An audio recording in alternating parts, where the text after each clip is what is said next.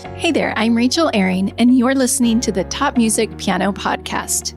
Get inspired as we discuss creative resources, trends in piano pedagogy, ways to grow your income and streamline your studio, and new ways to engage your students each week. If you are a teacher who wants to go beyond the method books to create an innovative studio that fosters lifelong music makers, you've come to the right place. Hello, piano teachers. Thank you so much for joining me here today. I have been looking forward to this episode for a while now.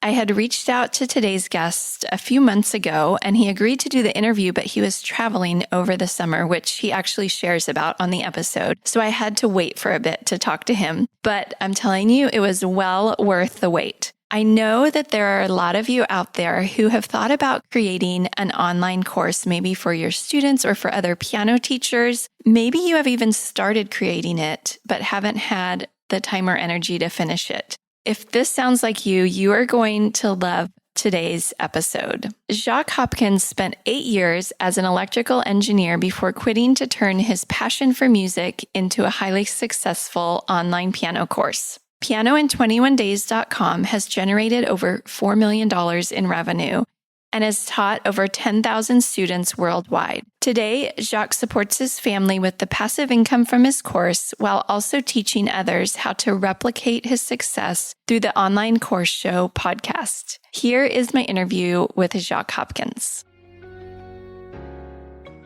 Hi, Jacques. Welcome to the show. Thank you so much for being here. Can you introduce yourself and tell us a little about your business? Thank you so much for the opportunity here, Rachel. Really appreciate you having me on.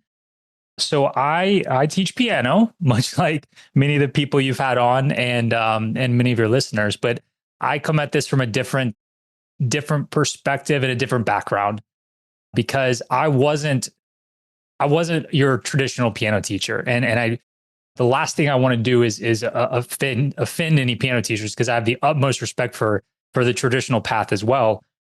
But I was an engineer. All my life I wanted to be an engineer. I wasn't ever very good at music. I wasn't good at art. I wasn't good at reading. I was good at math and science. And so I wanted to be an engineer. The other motivation, I'll be completely transparent with you, is I looked at, math and science. So I looked at the numbers and I was like, there's not many 4-year degrees that's all you need to get. You don't need to get the graduate degrees, and you can go start working and make a pretty good living right from the very beginning. So I was like, that sounds great, right? Money is like, it's not everything, but it's important, right?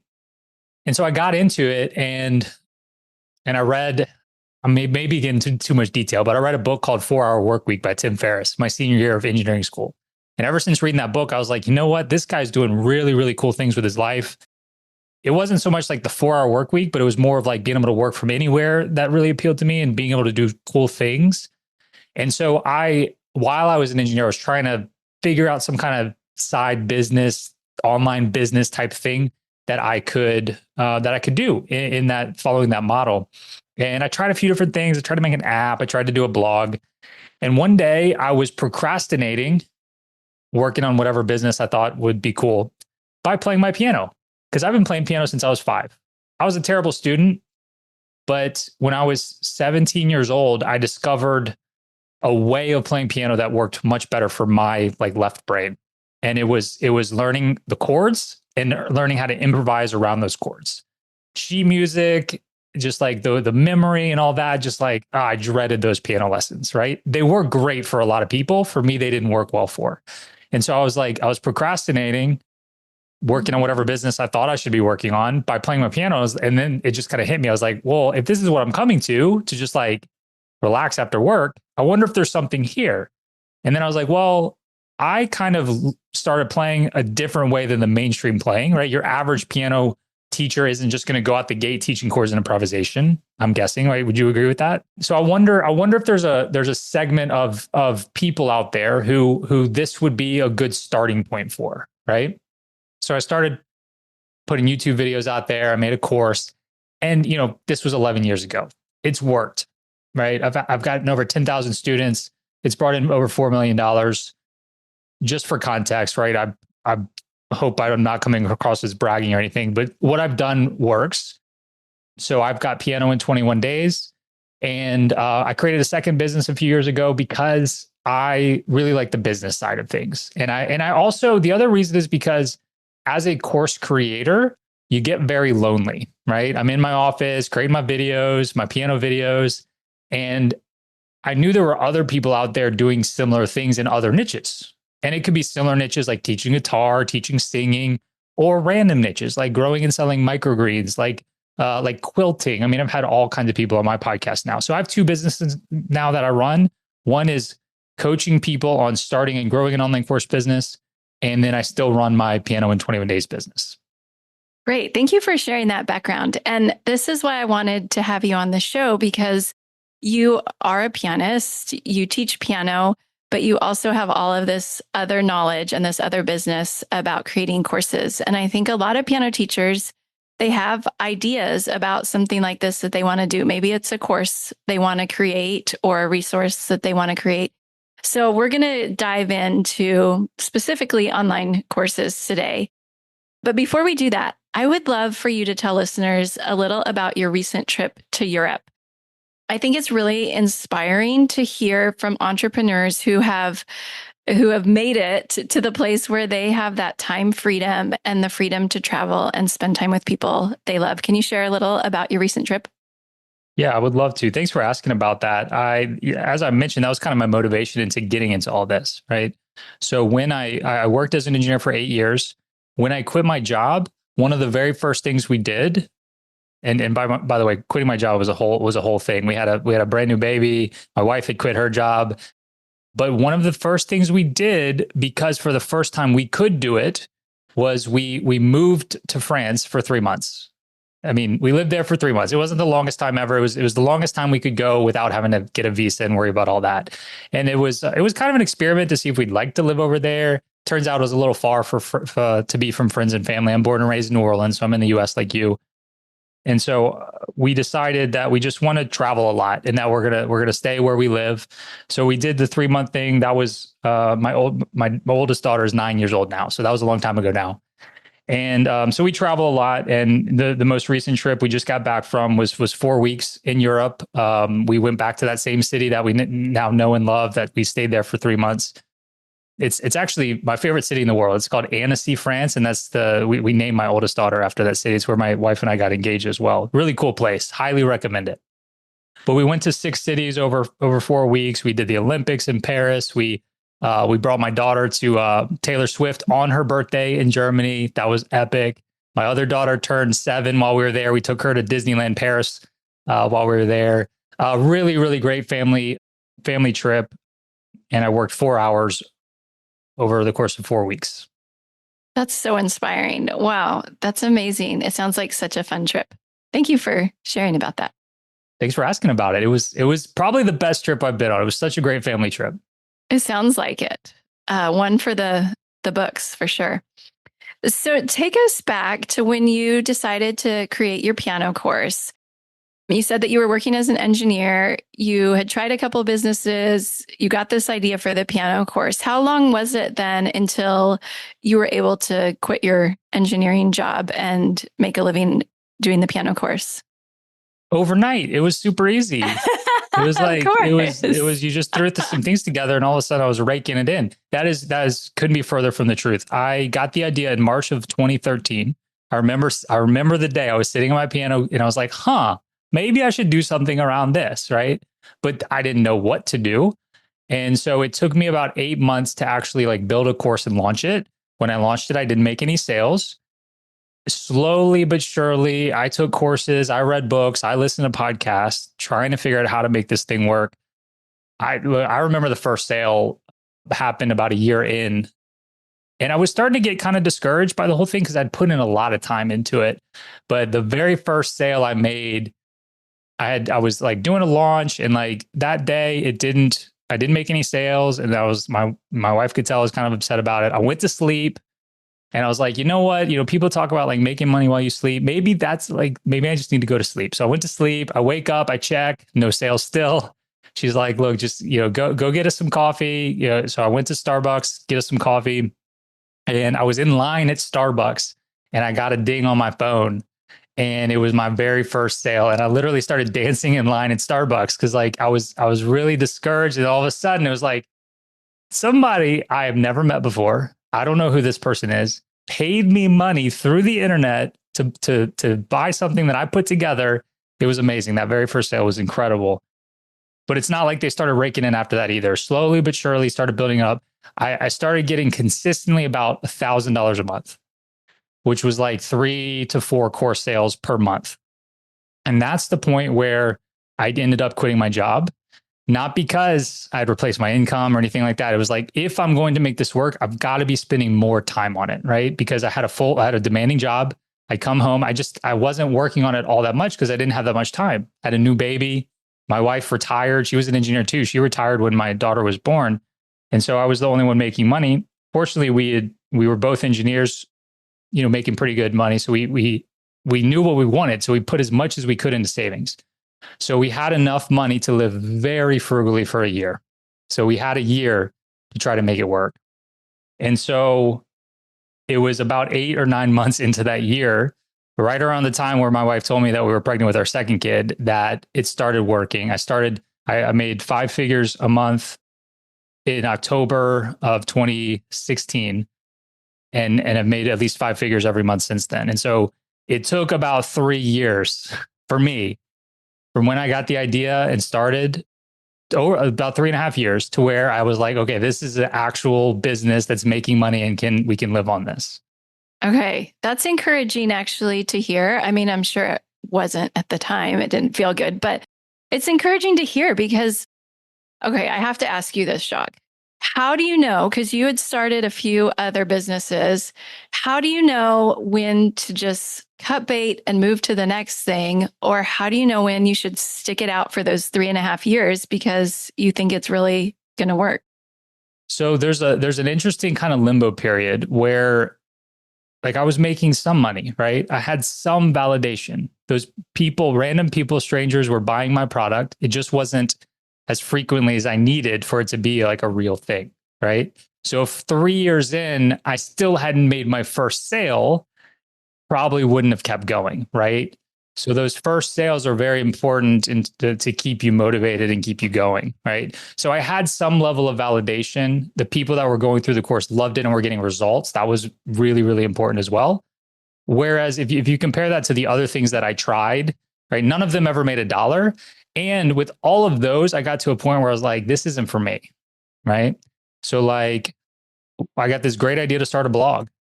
I already mentioned that, like, what did I say? Right. Like I'm left brain, like writing is not my thing. Like, I don't know why I thought starting a business around writing was a good idea. I do, even to this day, like I outsource as much of writing as I can, because I don't like writing. So I started that, but I realized like this isn't for me. Right. There's like two different things that I tried to like invent, like a physical product. And I would go down that path. I thought I had a good idea, but like I realized physical products weren't for me either. It's just like, that's a lot of headache, like prototypes and inventory. And it's just, I realized it wasn't something I wanted to deal with. With this, the digital product, right? There's nothing physical we need to exchange. And then, I stuck with it and started to get some sales. So that's what really kept me going, because I never got that, hey, this isn't for me, like I did with the other businesses. And I got some validation that led me to keep going. Okay. Yeah. Thank you for sharing that. That's a really good answer. I always am curious how people know when they should keep on keeping on and when they should cut bait. Can you tell us when you transitioned then to your other business of teaching people how to create courses? Yeah. So in early 2017, several months in a row of 5-figure months to where I knew I was working, I was featured on a business podcast talking about my story. And shortly after that episode aired, it was a pretty big podcast. I got an email from a guy asking if I would coach him. I mentioned an example earlier about growing and selling microgreens. That was the first guy I ever coached. Microgreens are just like these baby versions of like vegetables, plants that are like 40 times more nutritious, supposedly, than the fully grown version. And he's like, I have this thing. I started a YouTube channel. I love what you've done. I'd love to do similar. Will you coach me? I hadn't coached anybody before. but I loved podcasts. And I'd wanted to start one, but I mean, you have a podcast. Like starting one is tough, especially if you want to do like an interview-based podcast, because it's like, who am I when this thing doesn't exist yet? How do I reach out to other people about coming on a podcast that doesn't exist yet? So I knew I wanted to do a podcast around online courses and like interview other course creators in other niches. You know, I mentioned like it's kind of lonely, right? And that's one of the things I was thinking about doing. And so he reached out about coaching, and I was like, hey, let me ask you this. I've been wanting to start a podcast and I haven't started it yet. What if I coached you, but we record it and turn that into a podcast?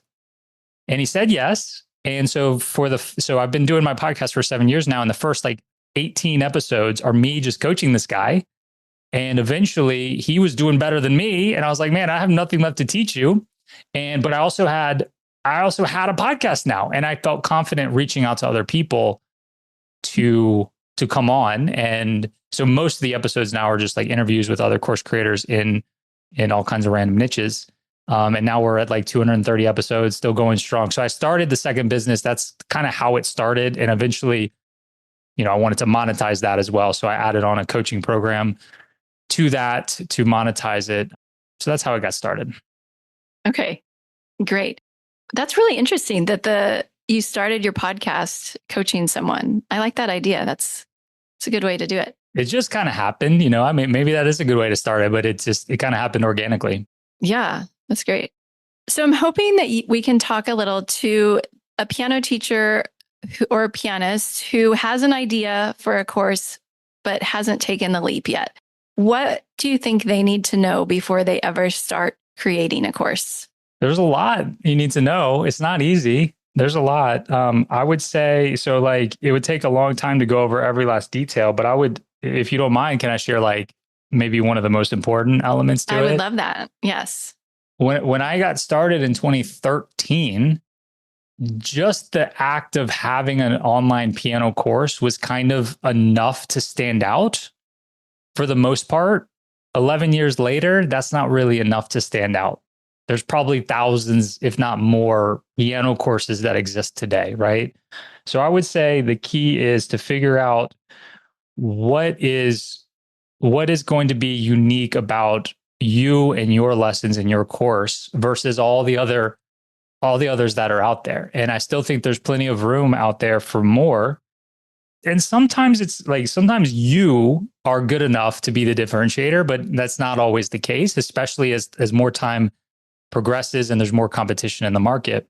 But I like to tell a story about chicken fingers. Do you like chicken? I love chicken fingers. You like chicken fingers? Yeah, I like chicken fingers. Yeah, they're like a guilty pleasure for me. They're not healthy, but we have this fast food restaurant that started here where I live. It's called Raising Cane's.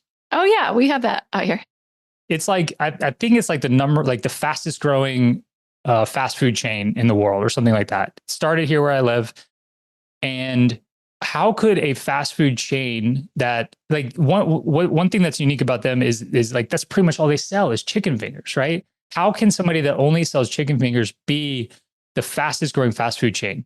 Well, in my opinion, it's because of their special sauce. All right. If you've ever been, the reason you go to Cane's is not because of their chicken fingers, it's because of their sauce. That's the thing. You can put their sauce on anything. It's incredible, right? But you can find chicken fingers everywhere, all right? In France, in this little city I told you about, Annecy, we like to bike around the lake to this really little city because it's got our favorite beach that they have because it's actually got sand. In Europe, a lot of times when you hear beach, it's like a grassy beach. So we bike around to this itty bitty city that's got a sandy beach. It's beautiful. There's a little food hut where you can get drinks and food. And like in the middle of nowhere, France, they have chicken fingers. Like I was there a few weeks ago. I got some. Everywhere has chicken fingers. But the reason that Raising Cane's is the fastest growing fast food chain is because they have their special sauce. That's why you go. That's how they stand out. And so as a piano teacher, if you want to get into online courses, you've got to find out what your special sauce is. Like I said, every once in a while, like maybe you and your personality is enough, but usually not. Like what can be unique about you that is different that people can't get anywhere else? What is your special sauce? I love that analogy. That's great. Top Music Pro enables you to be a pro in your own studio because you don't have to reinvent the wheel and you don't have to make up all the answers yourself. You have support. I think of Top Music as the pot of gold at the end of a rainbow. This site is the whole pot of gold, and there's gold pieces in there that I didn't even know existed. I am actually teaching a full studio. They're coming online from miles away. So I am certainly thriving. So what Tim has done is build a global community of piano teachers who are interested, who are engaged. And when you become part of this community, you feel empowered. My life is different now because I'm not just in an isolated little studio. I have learnt that there are other people out there going through very similar learning curves and sharing these ideas. I've really gained a lot of skill sets where my teaching is far more creative, far more innovative. I have resources so that I can add to it things that I didn't know. My life and my business are different now because I have the three things that I really wanted: less stress, more money, and more time. It's going to be fun. Like, I got excited about being a piano teacher. It's revolutionized everything that I do. I think I've become a more thoughtful teacher, a more organized teacher. The quality of my teaching has deepened. I feel like I can do this. I feel a sense of hope. I love the creativity it fosters and the openness to thinking outside the box, and it's energizing. Joining Top Music really solidified that. Like, no, this is your career and you can make a career out of this. That has really helped me be proud of what I do. It's made such a tremendous impact on the way I think about teaching. It keeps your mind open when you have so many ideas. My best win from being on Top Music Pro is just having a lot more peace of mind as a teacher and as a business owner. It just gives me that less amount of hours that I have to do with research and everything. It's a really good place to spend a few pounds, a few bucks a month. What you get from it far outweighs what you have to pay into it. My biggest win with Top Music Pro was increased student retention and increased income. I have a lot more confidence in how I'm teaching, and I have the resources that I need when I do have questions. I probably went from about 35 students to maybe like 65. I ended up doing 3 classes and I had a waiting list. If I hadn't signed up with Top Music Pro, I probably wouldn't have realized that teaching piano is a real job and you can build your whole career around it. So what was your special sauce with your piano course? It's me. No, I'm just kidding. It's my story and the way that I teach, right? I already mentioned the chords and improvisation, right? So people come for that, but it's the story that leads up to that about how I went through the traditional approach with piano lessons and I just wasn't a good student. I didn't have many results. I took piano lessons for 12 years, but the only reason I stuck with it was because my parents wanted me to take piano lessons and I never practiced, right? I was the worst student, right? I'd go to my lesson the next week, hadn't practiced. So she would just like have to reteach me the same stuff again. And my progress was very, very slow. And I think that obviously the normal way of going about piano lessons works for so many people, but it also doesn't work for a lot of people as well. And so when they hear my story about how I struggled, but it was because of the way I was being taught didn't work for me. And what did work for me is when I discovered this other approach, they're like, like, and look, most of my students are like 60 years old plus. They're older folks. And they're like, I took piano lessons for a couple years when I was a kid. I didn't like it either. I really want to learn how to play, but I don't want that experience again, right? I like what Jacques saying. Let me try this chords and improvisation approach. And of course, like the idea of like I can learn in 21 days is very appealing. To be clear, it's piano in 21 lessons, right? So the majority of people that go through my program don't necessarily go through it in 21 consecutive days. But I just try to simplify everything as much as possible. And I talk about concepts on the piano like an engineer would instead of a normal piano teacher. And for my audience, that works really well. And that's my special sauce. All right. So let's say that you found your special sauce. How do you find your audience and get the word out about what you've created? What does not work well, in my opinion, is ads. it feels like the easy button, like create some ads, like pay to play, right? It's a rare exception for that to actually work. More often than not, you're going to waste a lot of money doing that way. What I like to do is what's called content marketing. And you put out free content. For me, that was YouTube. YouTube can still work really well, but what didn't exist when I got started that people are succeeding with today are short form content like Instagram and TikTok and things like that. But the best way today still is with some form of content marketing, short form, long form, medium form, putting out free content that's valuable to people that they can get quick wins with to start building trust and rapport with people. To succeed in this, you've got to have eyeballs, find your stuff. You got to have eyeballs, but then you also have to win people's hearts, right? You have to win people's hearts or they're not going to buy from you. You got to get eyeballs, hearts, and then they'll pull out their wallets. And the best way to get their heart, well, really to get their eyeballs and then their heart is with consistent, valuable content marketing efforts on places like YouTube, Instagram, TikTok. Is there anything specific with content creation that's you see working really well right now? I would say the most important part is you got to be consistent. You can't just plan 5 videos, put them out there. You don't get any traction and you give up. You got to be consistent with it. And then beyond that, the next thing is the hook of each video, right? When people are consuming content, you have like 3 to 5 seconds to grab their attention and get them to stick around. And so if you start, let's say you're like, all right, well, I don't necessarily want to start on YouTube. That sounds like a lot of work, but I can start putting out 45-second videos on Instagram. Those first 3 to 5 seconds are the most important part of the video to hook somebody in. And so I see people getting started and they start their video with like, hi, I'm Jacques, and we're going to do a piano lesson today. You've already lost their attention. Right? You got to jump straight in with exactly why they need to stick around. You got to hook them in from the very, very beginning. Okay, good advice there. So I want to geek out just for a minute here, if that's okay. Something that I've noticed, because I listened to your podcast and I've followed you for a little while, something I noticed that you teach that's different than a lot of course teachers is the evergreen funnel. And I think what you teach is that you should create your course and have it evergreen from the start. Can you, first of all, you probably should explain what evergreen is, and then tell us why that's the route that you go rather than the live launches that a lot of people teach? Yeah. So evergreen just means like it's kind of always, it's like always available, right? The opposite of evergreen would be is if you went to my website and I said, hey, the course isn't available right now. We launch twice a year. Join my mailing list. We'll let you know it's available, right? That's the opposite of evergreen. That doesn't work great because who wants to make money only twice a year, right? If I put my course available on my website for sale anytime, technically that is evergreen. But that alone doesn't work well either because there's no urgency.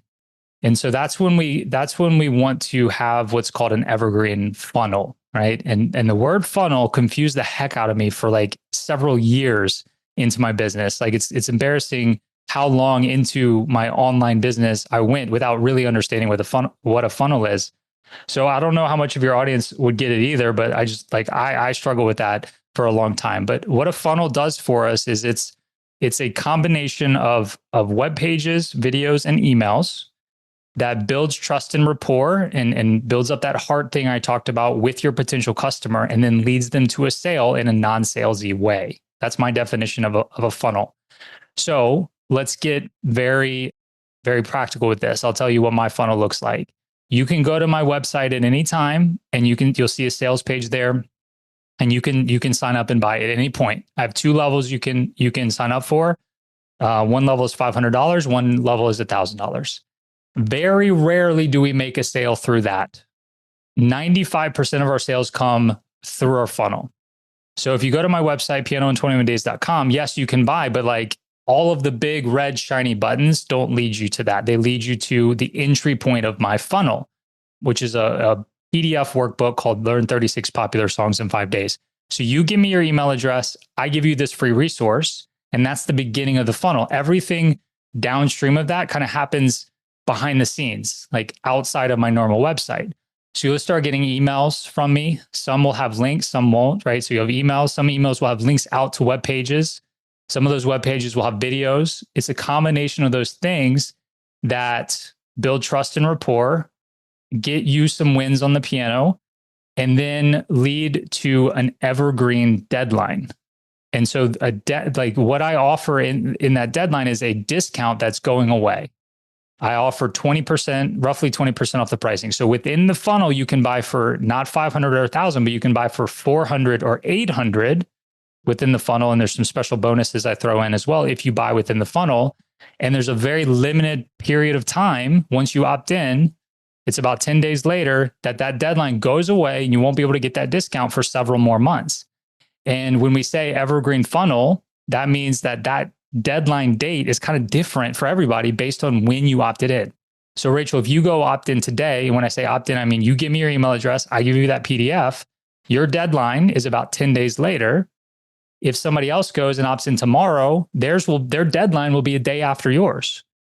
The key to making that like ethical and feeling good about it is when you say you're going to do something, it needs to be true. So when I say that this offer is going away, you will not be able to get this discount anymore.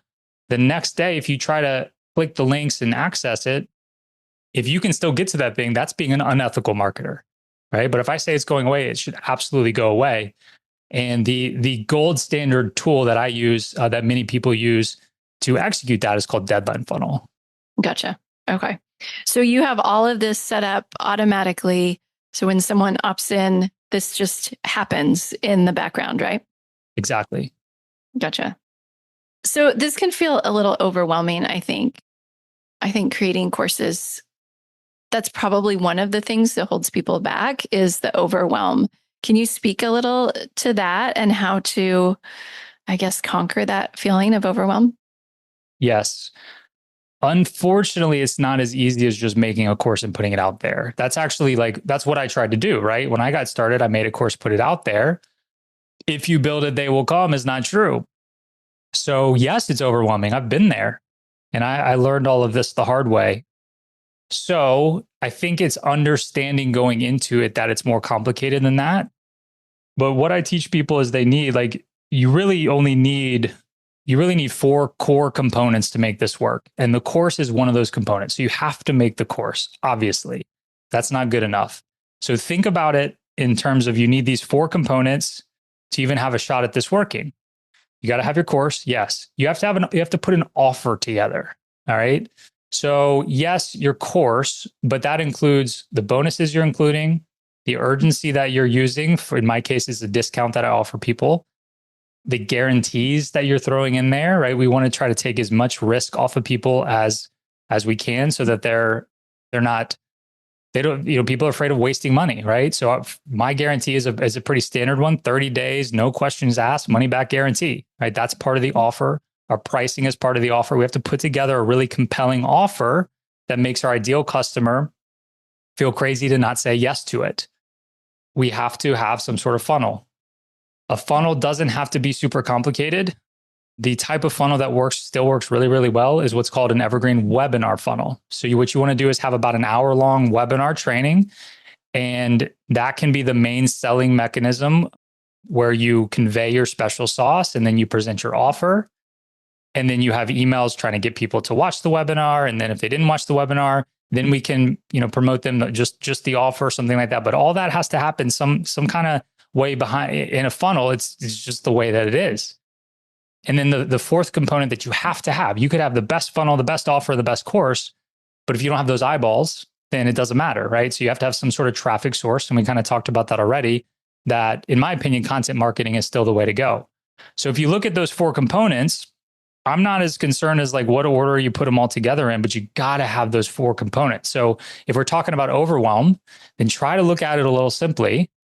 Got to have these 4 components, pick how you're going to do each of the 4, and let's start attacking them one at a time and then piece them all together. Okay. Yeah, I like thinking of it that way with the 4 components. So you have your course, you have the offer, the funnel, and then a traffic source. Yeah. Super easy, right? You'll get it done by tomorrow. Yeah, exactly. Exactly. Okay. So, Jacques, I didn't tell you I was going to ask you this, but I'm about to put you on the spot. So, I've created a course for pianists who want to learn how to accompany. True story. I have created my course and I've launched it. I've done live launches twice with a masterclass for people to attend. And I've had a few sales, not great, but I've sold some courses and I've had people go through it. They've really enjoyed it. I've gotten good feedback. I'm planning to live launch again in January. I would love to do 5 figures or something more significant than what I've done. So far, it's been, just a little drop in the bucket. What should I be doing between now and January to make my launch successful? Ooh, this is great. I love this. Do you mind if we dissect it a little bit? Go for it. I'd love it. How many people are on your email list? 180. 180. Okay. Yeah. And okay. What's the price point? I did $297 this last round. All right. About $300. So do you know your conversion rate? I don't. It's interesting though. The first time I did it, I did 3 masterclasses. I only had like a total of maybe 17 people sign up, something like that. And I ended up selling 7 courses. So it was pretty good. The second time I launched it, I had about 40 people sign up for the masterclass. And I only did 1 masterclass. I had 40 people sign up. About half showed up live, I think. And I only sold 4 courses. But I was able to grow my email list by about probably 80 people. Not sure how with only 40 people signing up for the masterclass, but whatever. My email list grew significantly with that second launch. So I felt like that was kind of a win there. But I don't know the conversion rate exactly. No problem. It comes down to a numbers game. Okay. So you have 180 people on your email list. When you 2 times ago when you launched and you sold 7 copies, you had more like 100 people on your email list.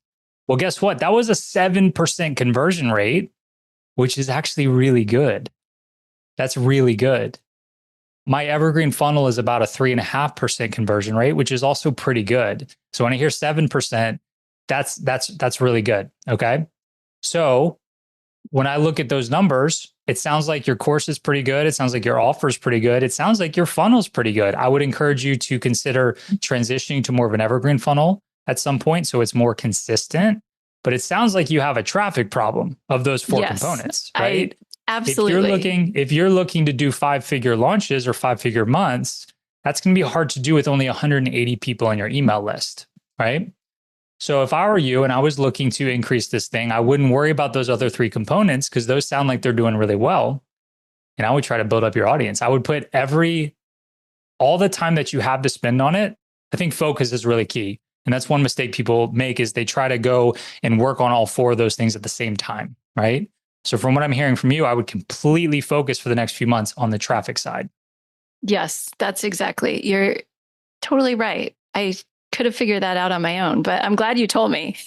That'll stick with me. You're absolutely right.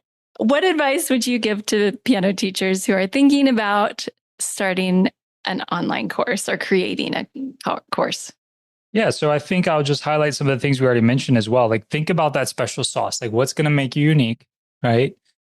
And then then focus on these components one at a time. But what's interesting too is that traffic piece can often be the hardest. We have a case study of that right now.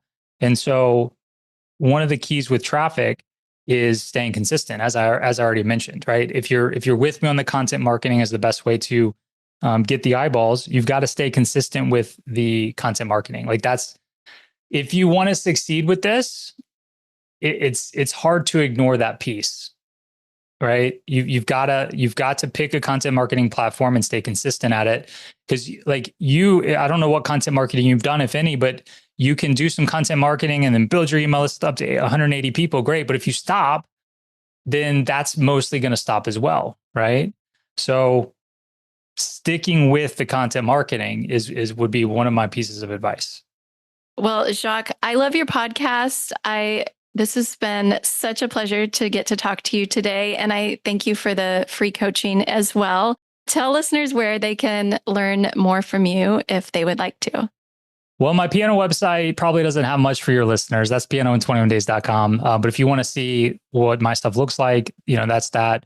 My consulting stuff is at the online course GUI.com. But your listeners are likely podcast listeners since this is a podcast. So simply, I would probably just direct them over to my podcast, which is the Online Course Show. Yeah, and I love your show. It's really inspiring to hear from other course creators who are successful at what I would like to be successful at. So it's really inspiring. I've learned so much from your podcast. So thank you so much, Jacques, for giving your time and being here and teaching us today. Rachel, I had a blast. This time just absolutely flew by. So thank you for your support, the kind words about my podcast and whatnot, and for having me on today. Yeah, you're welcome. I hope you enjoyed today's episode with Jacques. I loved talking with him and I learned a lot, so I'm sure you did as well. If you have an idea for a resource that you want to create but aren't sure where to start, consider joining the Top Music Pro Evolution membership. Inside, you'll find the Music Teacher Startup course where Tim Topham will walk you step by step through the entire process of designing, building, marketing, and launching a great online product or service, whether you already have something to sell or not. You can get all the details as well as a bunch of bonuses that are being offered at musicteacherstartup.com. That's the end of the show for this week. I'm Rachel Ehring, and you've been listening to the Top Music Piano Podcast. I will speak to you again next week. How do you keep up to date with all the latest trends and research into music education? How do you connect with other teachers around the world and make sure your teaching stays fresh and relevant for students of all ages and stages both now and into the future? I created our Top Music Pro membership to be the one-stop shop for music teaching resources, training, support and community, and I'd love for you to come and join us inside. With over 40 comprehensive training courses, hundreds of teaching demonstrations and lesson plans, free monthly sheet music, discounts, and all the business and pedagogy support you could ever need, Top Music Pro is the community you've been looking for. If you're ready to level up your learning from the podcast and join thousands of other teachers in our global network, head over to topmusicpro.com today.